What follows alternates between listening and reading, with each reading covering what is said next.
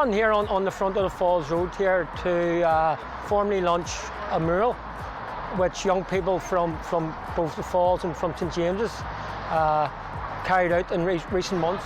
Well, it was young people from our club, the Divis project, as well as obviously people from other communities, from the Shankill and from St James's. But as I said, the project was built around the theme of commonality, which affects young people as a whole. Mental health is a big issue right now, especially for young kids, and this will give out a big positive message, and there is someone who be talking to you, or there's some things you can call, or just to give a good environment for them. My name is Margaret McCann and I'm a community artist. So working with the young people, they come up with this idea of progressively showing vines that then turn into bright, colourful flowers, showing a positive and hopeful thing.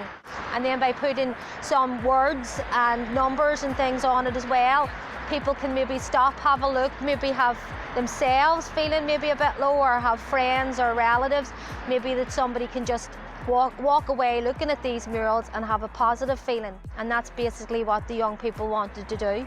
My name is Ellen Reid and I'm from Divis. Well, we were starting doing brainstorming, and then we were actually doing the painting of the mural and talk about how we would prevent people and how we would help people as well. My name's Owen Callan, I'm from West Belfast.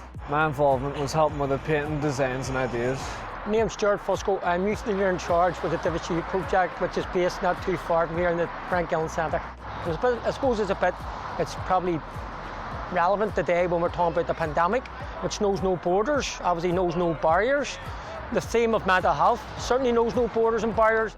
And unfortunately, as we know, sadly, when COVID-19 will come and go, certainly, this theme of mental health awareness and all that mindfulness is very much going to be with us for a long time to come. I would say they're not there, they're not always alone. There is someone who they can talk to, so they're not by themselves on it. Everyone's went through something. There's always someone to talk to, no matter how close or far they are away.